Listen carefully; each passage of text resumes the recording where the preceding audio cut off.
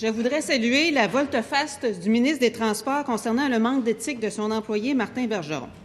Il faut se rappeler que juste jeudi passé, le ministre a affirmé, et je cite, « Alors, je dois vous dire qu'en ce qui me concerne, le dossier est clos.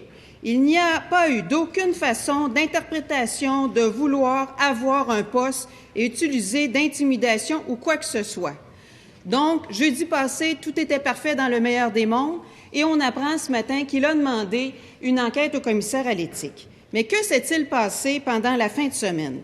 Pourquoi le ministre a-t-il changé d'avis? Et est-ce que le ministre peut nous confirmer que son conseiller, M. Bergeron, est suspendu le temps de l'enquête? Monsieur le ministre des Transports. Monsieur le Président, j'aimerais rappeler à la collègue de Vachon qu'il est hasardeux de se fier à un titre de journal ou à un article pour faire une déclaration ou une question de cette nature. J'ai dit, et je réitère encore une fois, que jamais un employé de mon cabinet n'a postulé sur aucun poste à l'AMT.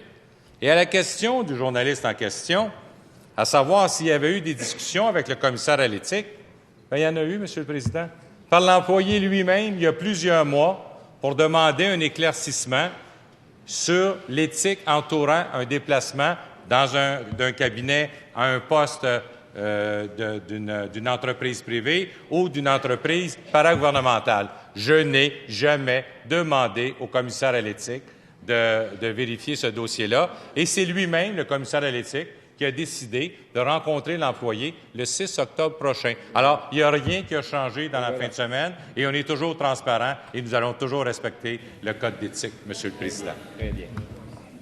Première complémentaire, Madame la députée de Vachon. Merci, Monsieur le Président. En fait, son conseiller a fait pire que de postuler. Il a demandé une rencontre avec le PDG de l'AMT pour avoir un des deux postes. Et là, c'est pas clair. Ce que je comprends du ministre aujourd'hui, c'est que c'est pas lui qui a demandé au conseiller à l'éthique de faire une enquête. Ce serait le conseiller à l'éthique qui a fait de son propre chef une enquête. Et je vous dis que dans l'article de Denis Lessard aujourd'hui, de la semaine passée, on apprenait que aussi le chef de cabinet avait endossé la démarche. Donc, moi, je demanderais au ministre de faire en sorte que le conseiller à l'éthique... Monsieur le ministre des Transports. Là, dans ce cas-ci, Monsieur le Président, la question est loin d'être claire. En fait, je la comprends pas. Alors, je vais lui expliquer clairement, moi, que l'employé qui travaille à mon cabinet n'a jamais postulé sur un poste à l'AMT. Il ne l'a jamais fait. Qui plus est, lui-même, il y a plusieurs mois, s'est informé au commissaire à l'éthique des dispositions relatives à un déplacement, s'il le désirait, soit dans un poste public, soit dans un poste parapublic. Je n'ai jamais contacté le commissaire à l'éthique pour vérifier quoi que ce soit, et le commissaire à l'éthique a lui-même demandé à rencontrer Martin Bergeron le 6 octobre prochain. Ceci est la vérité claire, et en terminant, jamais il n'a postulé. Complémentaire. Complémentaire. Alors là, l'employé va rencontrer le commissaire à l'éthique le 6 octobre. C'est ce que vous venez de dire. Il va rencontrer le commissaire à l'éthique le 6 octobre. Alors nous, ce qu'on veut savoir, Monsieur le Président, là, c'est au terme de cette rencontre qui ressemble beaucoup à une enquête en ce qui nous concerne, est-ce que le ministre s'engage à déposer le rapport du commissaire à l'éthique qui pourrait être rendu au terme de cette enquête, non seulement sur M. Bergeron, mais le cas échéant sur le chef de cabinet? Monsieur le leader du gouvernement.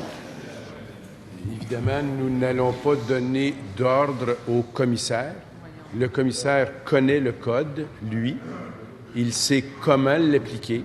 Et s'il a d'aventure à émettre un rapport, il le fera selon ce qui est prévu dans le code. Si d'aventure, il a à le faire. Ce que notre collègue a mentionné tantôt, c'est que préalablement à tout cela, c'est l'employé qui a contacté le commissaire. Alors voilà l'histoire.